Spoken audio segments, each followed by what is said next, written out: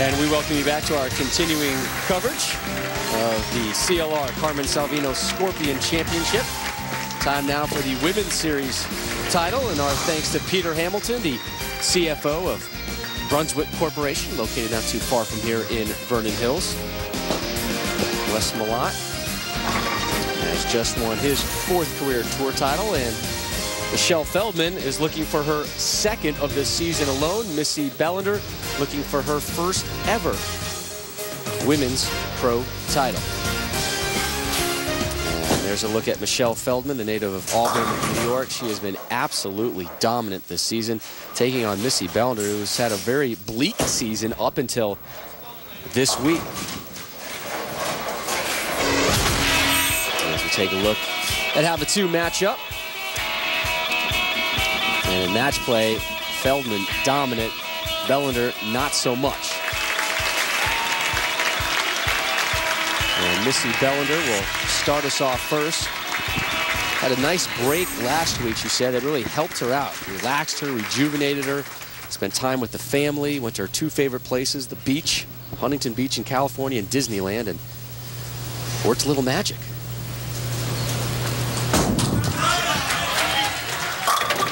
Starts with the strike. She's all about the form.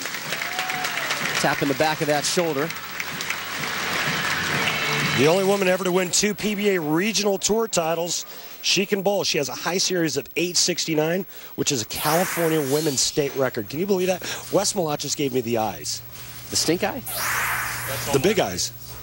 And Michelle Feldman up in the first, and she drops all 10.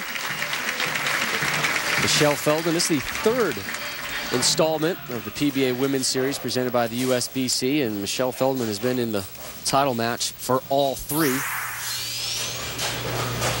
She won the last time we were on in Detroit, and I'd like to welcome Wes Malott into the booth and congratulate you on yet another title. And did you even watch the last throw from Samard?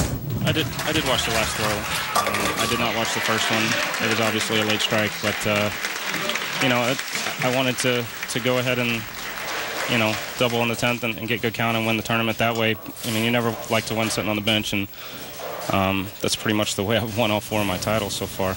It's been a shutout. You've won 1 title in 4 consecutive seasons and haven't been able to string them together. Do you get the sense getting this one so early in the season that good things are down the road for you in the bigger scope of things?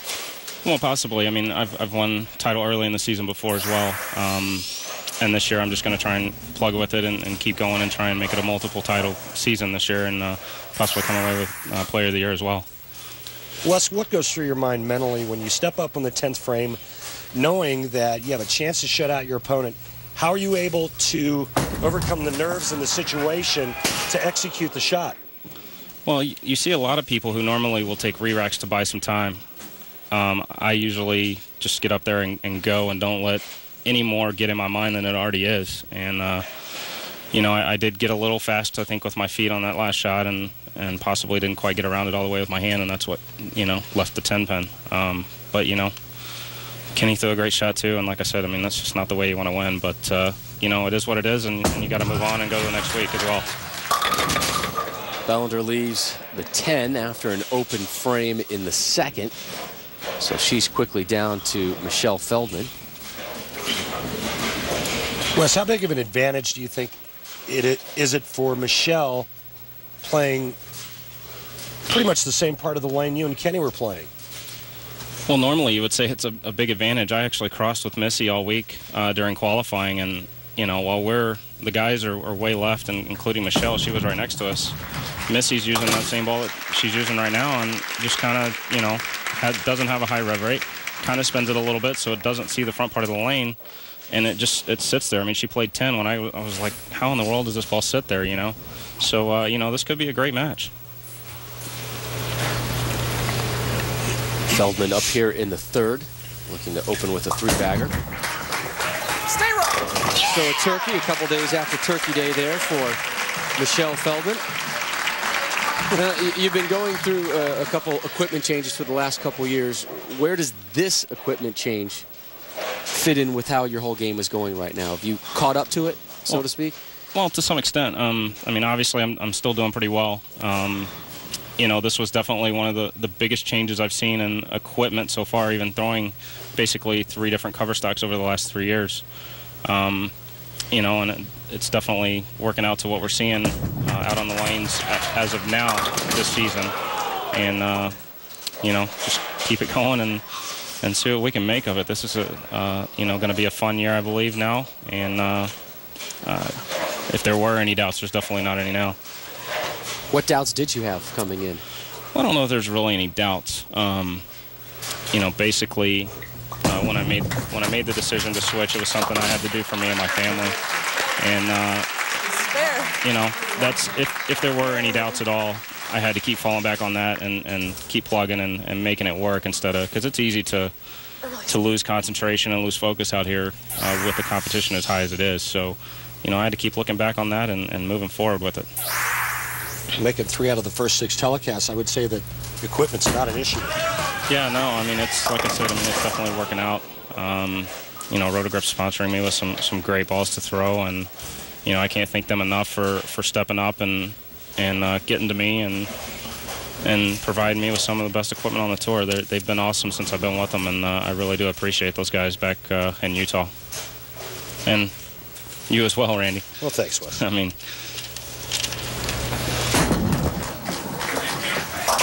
another open frame for Missy. And I think what we're seeing right now is, all of that transition and all that area that you and Kenny Simard burned up is where Missy's trying to play, and she's right in the middle of it. And if she misses target just a pinch left, that ball has no chance of holding line to the pocket. Michelle's another 10 boards left of that. She's kind of more where you guys are playing. There's still a little bit of oil left, and she still has that dry to bank it off of.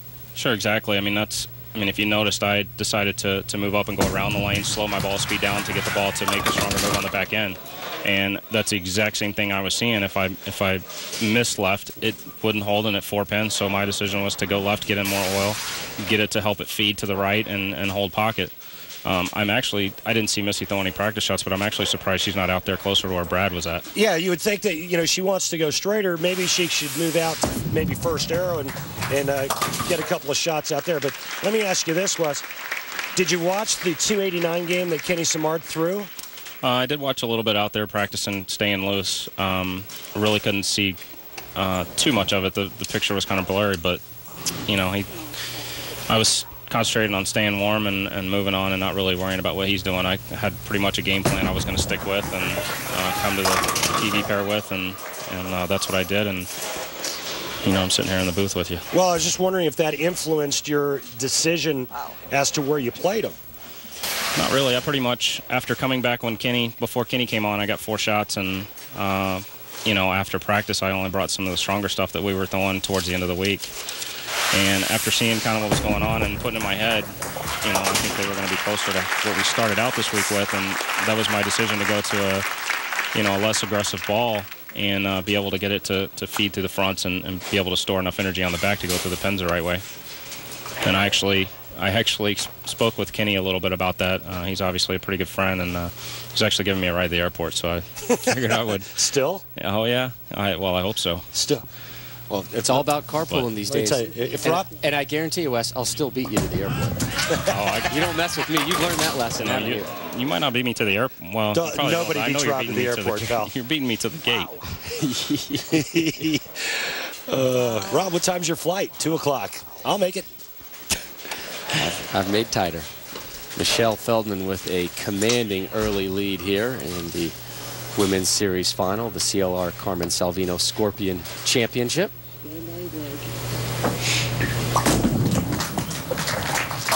And that's her first open frame, but still, she has it on cruise control. Our thanks, and again, congratulations to Wes Malott, career tour title #4. Thanks for joining us. Look forward to hopefully seeing you again next week in Buffalo. That's the plan. I appreciate you guys having me out here, and it's always a great feeling to come away with the title. Always a pleasure. Women's final conclusion when we return.